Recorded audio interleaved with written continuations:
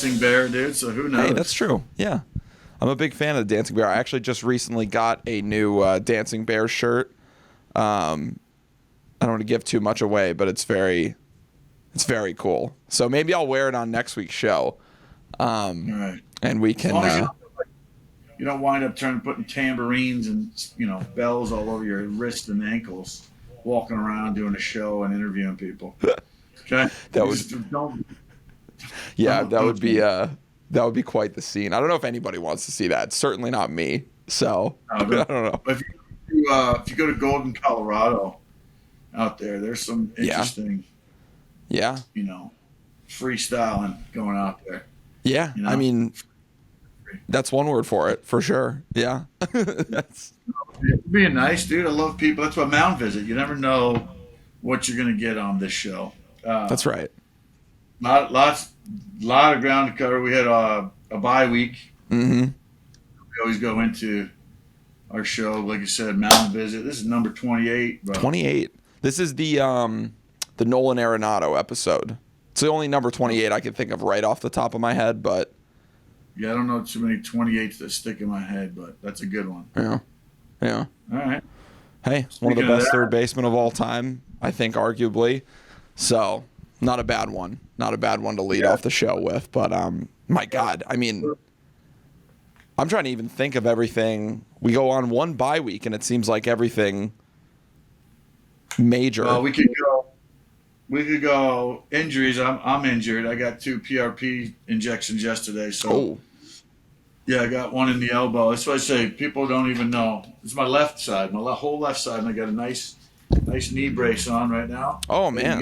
Look at that. Yeah. Little PRP injection. Blew back, put Humpty Dumpty back together again. I mean, I'm not doing anything exciting, Rehabbing? What's the rehab process like on that for you? Is it just move around like normal and just try and... Just eat as much as possible. Go to a Morgan Wade concert and a lot of other things mixed in. That's the night's festivities. Got a couple house calls to make for some business and whatnot. Just a day in the life of. I caught a groundhog finally yesterday. A little Caddyshack action. I might have you edit the video to post for the fans at home. And then I learned of amazing AI tools that are out there. This one I'll have to share with you. Okay. After how it creates storylines after one prompt. It's incredible. I watched it while I was revving up my car. But we're talking nothing about baseball. But right now, baseball brought us to this show, and that's why we do this segment. We just downloaded and threw up and dumped a lot of stuff. Haven't really seen you in person since the big experience. Since we were in person, yeah. Lots to talk about. We got on tap. The August dog days are almost over here. Yeah. And we almost had a no-hitter. Talk about coming shy of greatness. One hit. Yeah. Complete game by Alex Cobb with the Giants, man. I can't imagine getting that close and feeling just like, it's like today he's got to be like, man, just that one lucky, I don't know, thing to happen. But still a great night for him. I mean, to be tap dancing with that chance, history is pretty cool. Yeah, absolutely. I mean, it's tough. You lose not only the no-hitter, but you lose the shutout at the same time. And I know for a while he was an error away from a perfect game, and then he ended up walking someone. But I mean, still, it's incredible every time you see it. I almost feel like, and it's a good segue because it's a question I actually wanted to ask you for a little bit since we've had a few no-hitters this year. And I feel like we haven't really talked about them that much because for me almost no-hitters have become seemingly more common than they have been. Maybe I'm just remembering that wrong, but have they lost any shine for you at all? No, I would say lost shine. I just think I'm more amazed. Like, I think Cobb threw about 130 pitches. Yeah. That was usually like standard back when I even started playing. Like, guys would go out there and throw 100, 120 pitches, and it was no big deal. Yeah. You go back even further. Nolan Ryan, man, you have to you have to taser him to get the ball out of his hand, right? So yeah, it's definitely a rarer. I guess to compare it, rarer in the sense that the way that they're done, and I think it's mostly like it seems like the 1, 2s, and maybe 3s would be allowed to be extended that far. So Yeah. And the luster, to talk about the luster of it, when you got 40% of the game, I know we talked about it, it's walk, strikeout, home run. That's the kind of style of the game. I don't know, but still an unbelievable feat. I'm not gonna sour that, man. No, absolutely not. Cobb has the pitching performance of the week probably, and going into the postseason, it's going to be interesting to see these performances. I mean, Charlie Morton, a former teammate and friend of mine, the last 5, 6, 7 years, whatever it is, that he's had and figured himself out. He's becoming that frontline guy, veteran pitcher. And, he just continues to do it, man. I mean, he's about to turn 40 years old, and he's out there still painting the black with that nasty two-seamer, throwing 96, 97. I watched him absolutely embarrass the Mets last week. It was like, I mean, he's something special, seriously, to watch. And he's like one of those guys that should be studied. What is he doing that, dude, just moreover than his physical stuff, because he always had stuff. It was his mental belief and confidence. It was amazing to see the change in him. And it's like once you dunk a basketball, I go, do you question that you can? Yeah. He just discovered, I mean, since Game 7 with the Houston Astros, absolutely, how much more you need to go. I love the big. You start seeing the ball bigger. You start locking in. You start thriving for those pressure-packed moments. Yeah. That's when you get really know that you've made it and you're thriving in the big leagues, facing the best of the best, and still being able to dominate. So kudos to Charlie Morton. The Atlanta Braves are going to be tough in this playoff picture. I'm still rooting for my Jays. They're about 3.5 games, I believe, out of the wild card. So I've been following that. I think to finish off on that Charlie Morton point, when you talk about him thriving for that big moment, I mean, it's crazy that he's practically turned himself into one of the most dominant postseason pitchers over the last, 5, 6, 7 years or whatever that may be. I mean, watching him in Houston, he was unbelievable. Then going to Tampa, he was almost even more dominant. And then you turn the corner and you look at him with Atlanta. I mean, he's been just as good, if not better. So it's really impressive to watch what he's done, not only in the regular season, but in the playoffs as well. And I think it's, there's only a handful of guys that you can talk about in that light where they've seemingly gotten better with age. You know what I mean? It's crazy. Bumgarner was the other name that came to mind. Well, yeah. You talk about those seasons that the run the Giants have had. Yep. Back what is it? 2012, 10, 12? 10, 12, and 14, he was, yeah. He was ridiculous. I think he's got like a postseason ERA under 1 or something like that. Don't quote me on that, but it's something ridiculous like that where it's, I mean, and it stinks because it seems like he kind of gave his career for those few moments. You know what I mean? Yeah, he went for it. Yeah. I saw something on a friend of mine, FP Santangelo, reunion with the Giants, and it made me kind of jealous. But I got an upcoming one. Believe it or not, talk about Atlanta Braves. Mm-hmm. I'm going to alumni weekend. They're flying me and Jason, taking my son. It's a Pirate versus the Pirates. It's a Saturday. I fly in Sunday, the alumni weekend, and I get to go in. Pretend I was something special for the Atlanta Braves. So they're gonna roll out the red carpet a little bit for me. So it's gonna be pretty cool. I watch that series, and my son was going like, "Dad, what can I wear?" I go, "Well," I was like, we're being hosted by the Braves. I think I need to buy a new hat.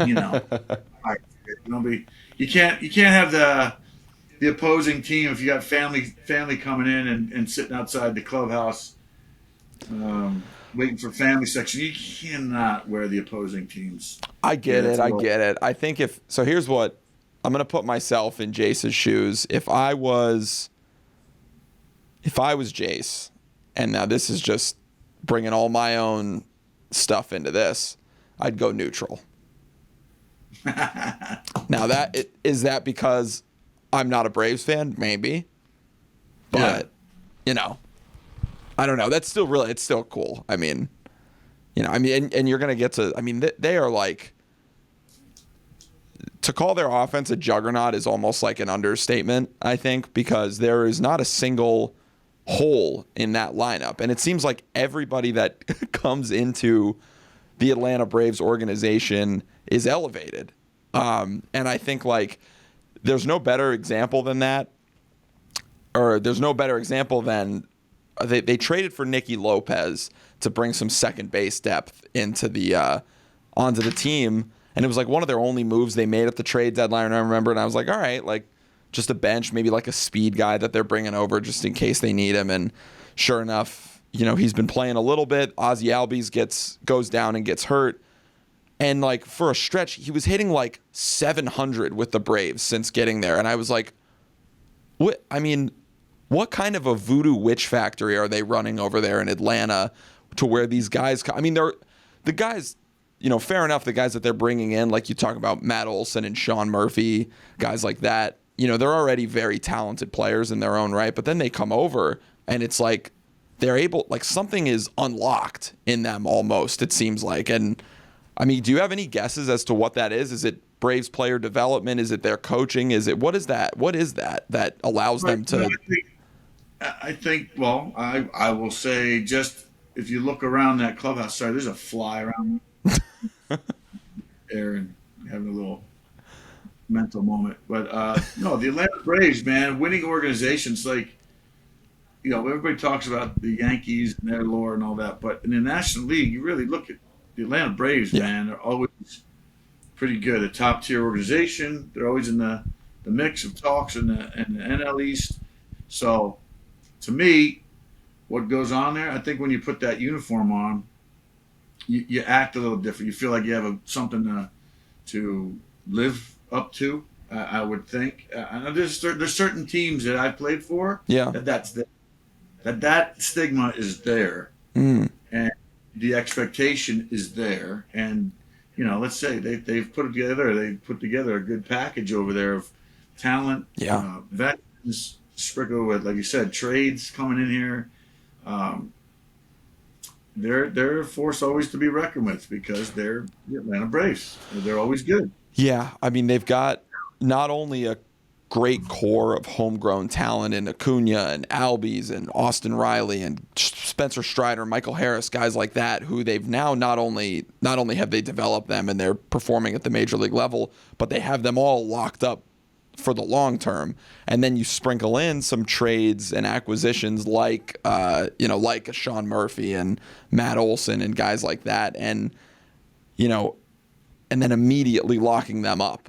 And so you have that whole, I mean, they've got their whole starting nine basically under control until like 2032 or something like that, around that time. So, I mean. Well, here, I'm going to take a page out of even why they're good. I'm going to look at actual stats, just even from an offensive standpoint. And I heard Sean Casey talking about this on some of his show. I listened to my buddy's stuff there. Yeah. But you got batting average comes into play, especially down the stretch. Sure. If you got guys that, and I don't even know, like I said, weighing the OPS where the guys are slugging it out, it doesn't play in playoff baseball. You got to do the little things to win.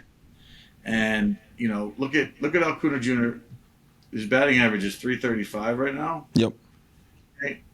119 runs. He's stealing bases. He's doing a lot of stuff offensively. So when you have a leader like that in your lineup to build around, it's pretty damn good, man. I mean, they're hitting 276 as a team. That's, especially in today's age, like 276 is not a batting average to scoff at all. So no, well, that's why you wonder why they're in first place, right there. That just says it all. And then you do have the home run production. 43 bombs with Olson, I'm looking at it right here. MLB. 31 by Riley, 30 by Marcell Ozuna, 29 by Acuna. Albie's got 28 bombs, and Murphy, Rosario, Orlando Arcia, and Michael Harris, all double digits. Yep. Yeah. So they're producing on all sides, man. Yeah. Stolen base. It's impressive. Like I said, playoff baseball, they're built to go deep into the playoffs. What an interesting thing about that team too, and you talk about the home runs. They clearly lead Major League Baseball, 247 bombs as a team. They lead the majors in average, home runs, RBIs, runs scored, on base percentage, slugging, OPS, hits, all of the all the statistics that we talk about that you were just saying that not only are important to looking impressive and striking fear into the heart of your opponent, but they're all statistics that also play in the postseason when you need them to. But what's really interesting about them for me is, and this is kind of morphs into a question I wanted to ask you as well, but they lead Major League Baseball in almost, I believe, every single offensive category in the first inning. So they're outscoring their opponents by something like 200 runs. That might be an exaggeration, but it's a lot. They're outscoring their opponents by a lot in the first inning. And, I wanted to ask, what does that do? So say you're playing the Braves, and, whether you're on the mound or you're in the bullpen waiting to come in or whatever it is, and all of a sudden, the game starts, they hang 2 on you. The next game starts, they hang 3 on you. The next game, it's 1 run, but still they're always up in the first inning. As an opposing team, does that do something to your psyche almost where you're like, shit, every time we play these guys, we're playing from behind? Well, I'll flip the script on and say, what do they got going with the mojo in the clubhouse? They're going out to win. Yeah. I just watched Swamp Kings too, just not the sidebar, but the same thing. Swamp Kings, if you haven't watched on Netflix, great series, Tebow and Florida Gators and the whole, Untold Stories, great little 4-series episode. But it's the same mentality. These guys were going out to destroy and win. They have some mojo in there. When they're spraying champagne, it looks like they will be winning that division and be able to celebrate a little bit early. When you start popping that champagne and releasing all that's gone into the season and all that, it's like you just ride this high, man. It is a high that as soon as you touch that clubhouse door and you open it and you're going to go shift into that intense mode, like game starts right now in my pregame. As you've heard me say before, man, that is the stuff, the intangibles that nobody talks about. You look at a stat sheet, the tangibles is like, dude, somebody else is going to produce and somebody else is going to contribute to help us win. And that team has a great amount of people that one guy's not getting the job done. You say, oh, how'd they get 2 runs? Somebody's stepping up to make sure that, hey, we're going to win this game. Yeah. On both sides of the ball, on both sides of it. So, we just give your foe, the team you hate the most, a lot of props. I know that was painful. No, but they deserve it. It as frustrating as it is to say. I mean, they really do, and they are the formula now that I think a lot of teams are looking at. Where you bring up these guys that are mega talented, and you sign them long term, and then you don't have to worry about this core of your team. You sign them to team friendly type deals, and then you have the ability to have financial flexibility with the rest of your team. And I mean, it's the formula that the Braves are running right now is one that's going to allow them to be successful not only for this year and next year, but for the next 6 or 7 years. There's no reason to believe that this team is going anywhere. And I think that's the scariest part as a Mets fan, because it's we can try all we can to, sign free agents or, develop our farm system and everything. But it's prospects and everything like that are great. And it's great to have, exciting new talent and young talent to look forward to making it to the major leagues. But at the end of the day, proven MLB talent like the Braves have is that stuff is not guaranteed. So when you have that in-house, I think that's what the Braves have done so well, is recognize, hey, we've got this talent. These guys are good. Let's lock them up now, and we don't have to worry about anything else almost. So, yeah, they're going to be pouring champagne, and they know who they're going to see yep. for the next several years. They're all boys. They get to go to breakfast. You develop that core. Mm-hmm. The leadership, I'm sure.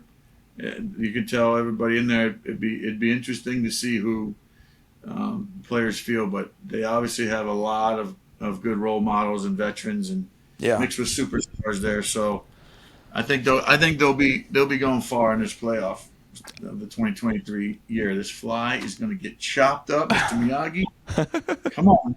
Well, I agree, and I think it's safe to say that that's definitely the case. But I actually want to sidebar real quick because you brought up something that this isn't baseball related, but I want to get your thought on this because you did like that Untold, that Swamp Kings. I watched the whole thing too, it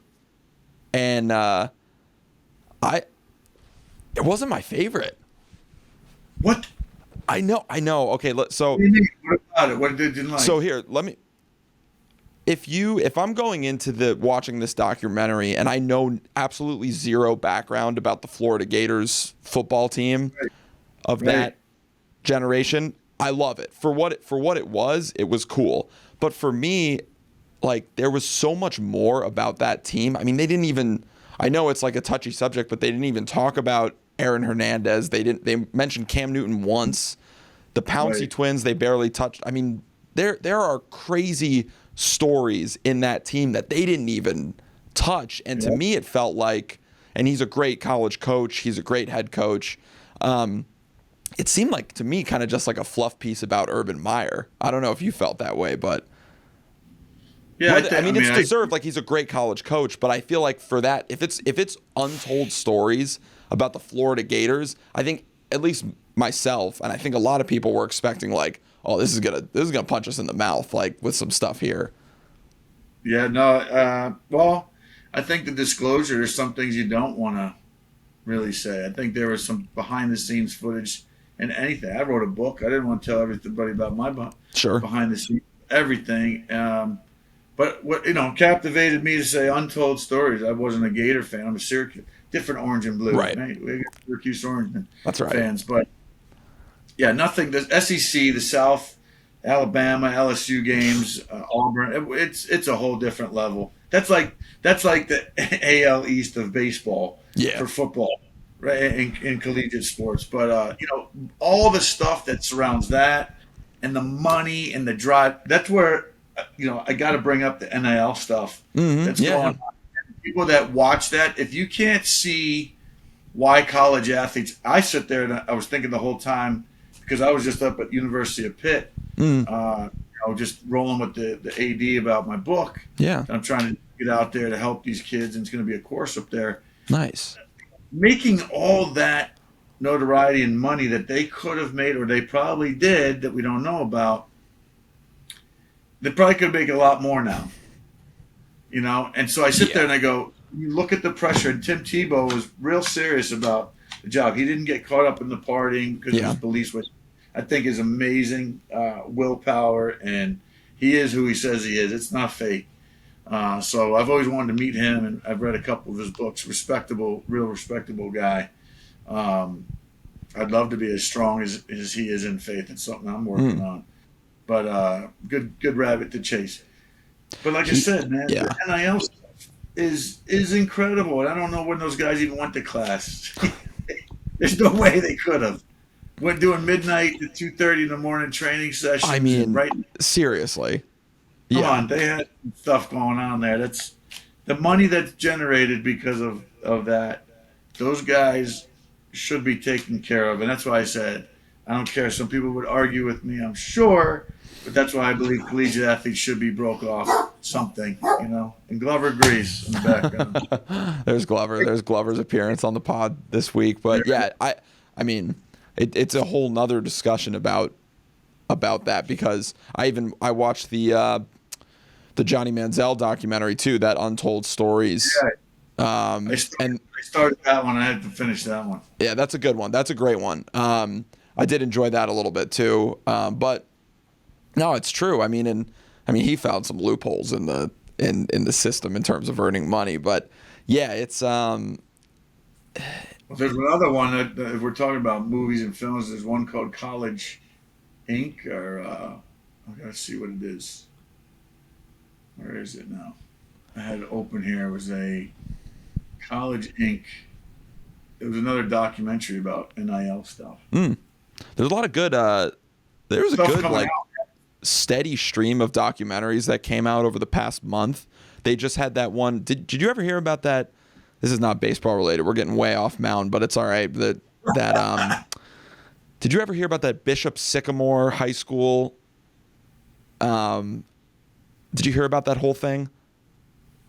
No. So it was. There's so much news. It's like a gold rush of information. it was hard to keep up with it all. It really is. It was like a year and a half ago, maybe, when this happened, and like there was this guy who created a college football team called Bishop Sycamore and had all these kids that he was touting around as Division I prospects, and basically he like talked this team up so much that he convinced IMG Academy to schedule a game with them, and they went in and they got absolutely rolled on national television. And then everyone's like, wait a minute, who is this Bishop Sycamore High School? It didn't exist. He just created the name, created a fake high school, and had all these kids on this team who he said were D1 commits. And it's like one of the biggest scams that like kind of went undercover. But anyways, long story short, a documentary just came out about that, so I'm excited to check that as well. You should watch that. That might be I looked up the wiki part about it. I do remember hearing this. Yeah. Absolutely. That was back in when? 2020-ish, maybe? Yeah, so 3 years ago. What was this? Was he found? Man. I don't understand how nobody does any research. I know. Here, okay. Now you're gonna get me way the frick off topic. Let me tell you something, right? You want to search for truth, right? We're gonna start with truth. All right. I'm reading some books and I've been spawned on. I'm a big fan and acquaintance of Jim Brewer. I'm trying to talk to him. Oh, okay. He's a former Mets fan. He doesn't really get into it anymore like he used to because Frank the Tank took his spot apparently. Yeah, for real. But no, he's got an awesome show, the Bruniverse. If you haven't watched it, it's pretty crazy. But in line, people think I'm crazy, but it was all, the word conspiracy theory is pretty interesting to sit there and debate just in that because, go with the crowd, go with the herd, believe everything we're told. It's the same thing with this, right? How do you get by creating a total lie and then everybody believing it and not checking fact checking anything and getting all the way to that point? Like that's the part where I go, we are dumb for trying to believe everything we hear and people tell us. Hey, there's good salesmen out there, but just be careful, Yeah. There's a lot of people selling some snake oil. It does not work, bro.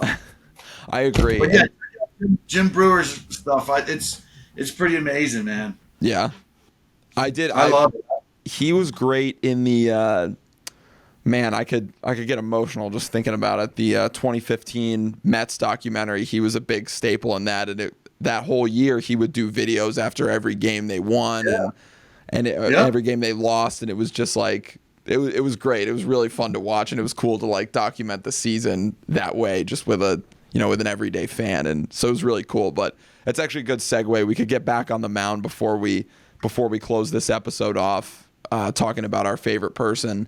Obviously, it was a sad day for baseball when it was revealed that Ohtani had a torn UCL, and it's it just sucks because you're not going to get to watch one of if not the most talented player to ever touch a baseball. You're not going to get to watch him do what makes him so special for the rest of this year, and that whole future of him being a two-way player is kind of, I don't think he's not going to come back and pitch, but it's his second one, right? Second one. Yeah, exactly. Second Tommy John. So that whole future is kind of up in the air right now, and that, that makes it a sad story for me at least, and I think for a lot of.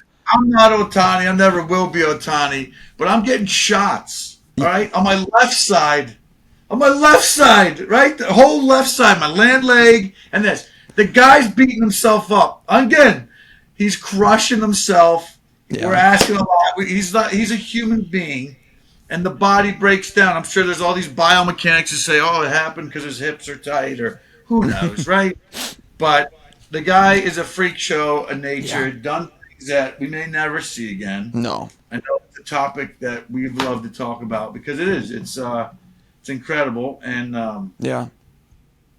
but yeah, I would love to see that guy in playoff. Like we did in the World Baseball Classic.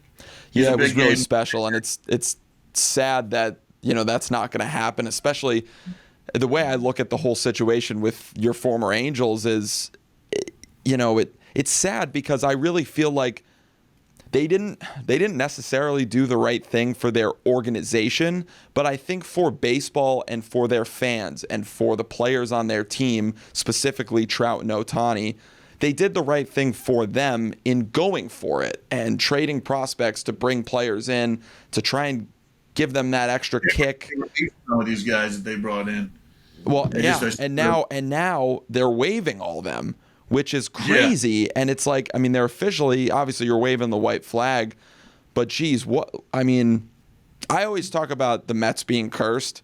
This poor Angels team, man, is just, and I'm more looking at it as, for the Angels fans, I think the front office has just not done a good job. And I think that's an understatement. It's just I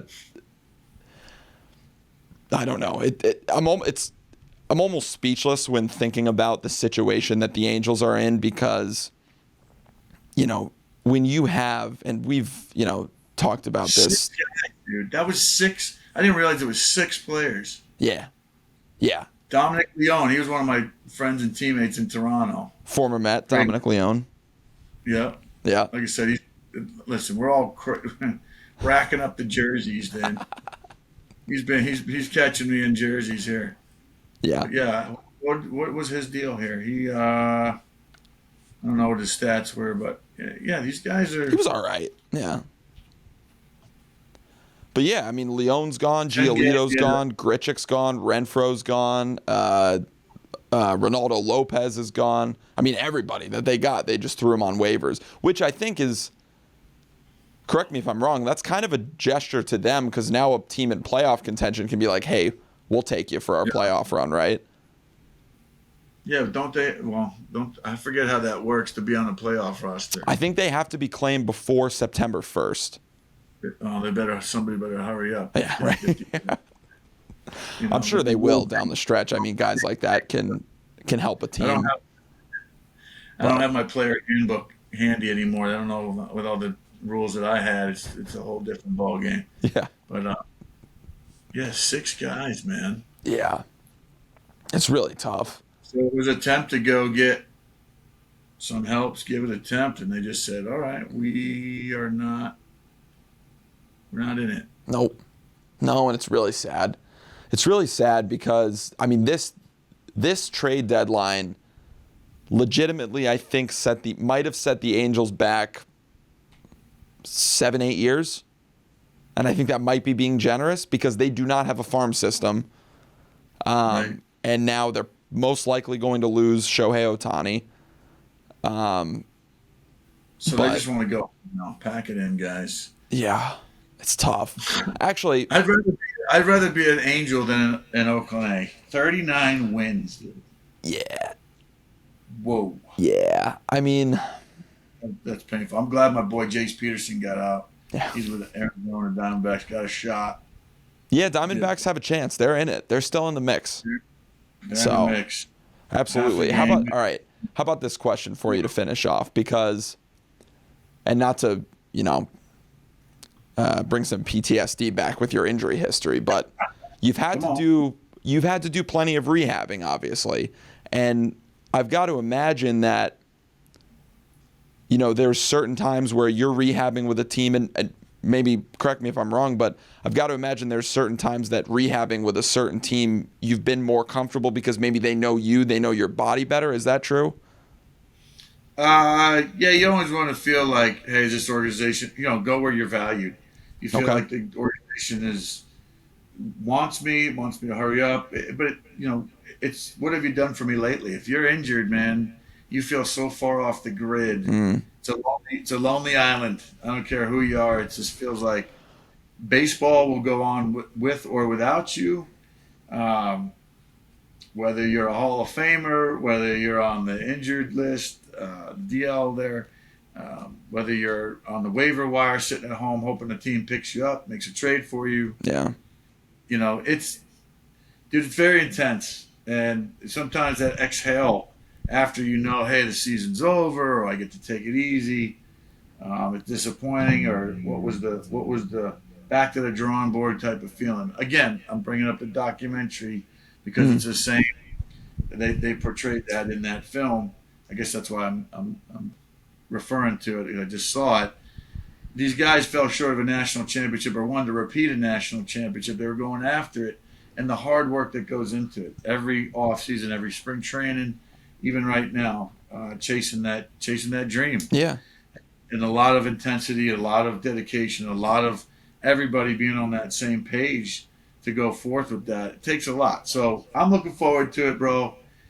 Seeing who gets to spray that champagne, listening to some of those interviews, that really, for me, being in those moments about 4 times in my career, I loved it because it's that band of brothers, man, that just you locked arms with and said, shoot, this is where maybe you can get some champagne in the green screen, dude, jumping over your head. Yeah, that's right. Yeah. That's right.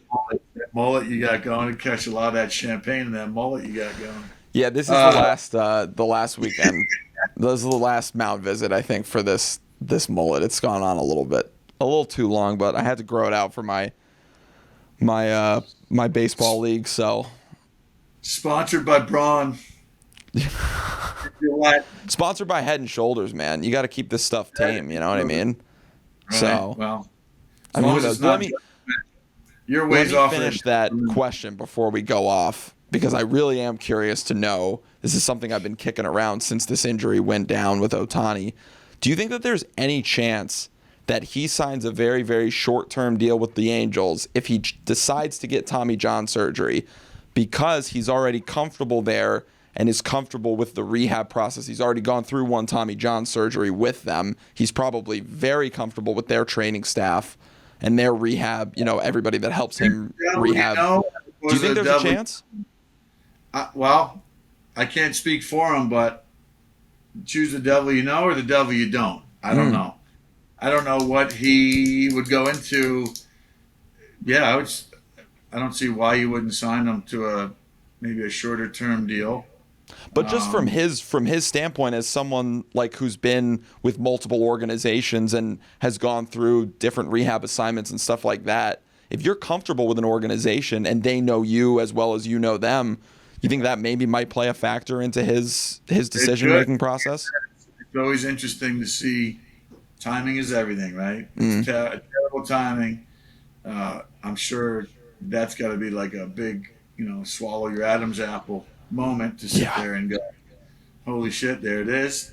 The biggest one in podcasting. You won that title, bro. First place. Just a gut. 28. We're all over the place. 2 weeks, a little bye week. But no, Ohtani, I wish him well. I think that a lot of decisions on both sides, they got to play, but I don't think he's going to be less of a player after he goes through this. No. Technology's great. He's a hard worker, obviously, and he's got an entourage, like I said, that I'm sure the Japanese culture have some extra secrets. Mr. Miyagi, you watch Karate Kid, they got some stuff that I wish I had when I was a player. So, listen, I might need it for my elbow and my leg. Ohtani, we talk about you often, bro. If you got anything for us, send it our way. We're begging. Yeah, send some of that secret sauce our way, Shohei. But in a speedy recovery, if whatever way he decides to go. Obviously, all baseball fans are wishing that. But we want to thank you guys for tuning into episode 28 of Mound Visit. You can check us out on YouTube, on Spotify, on Apple Podcasts, wherever you get your podcasts. Hit us up on social media and let us know what you think of the show and if there's anything else you'd like us to discuss moving forward. But we're excited to get back in the groove here after a week off and get into the playoff swing, the playoff race, the pennant race. All of it is super exciting. So, do something live. Maybe watch a game live with us doing our broadcast in the background, even if it's just for a few innings. I'd love that. That's with our subscribers and fans, and we'll get out there and just hang out with you, man. But thanks for listening to the nonsense on this Mound Visit, because there was a ton, and I can't wait to see what the hell you're doing with that green screen in the background, bro. We'll see. It'll be a surprise. This is all I got green, bro. This is all I got green for this show. All right? I love it. I love it. Let's go.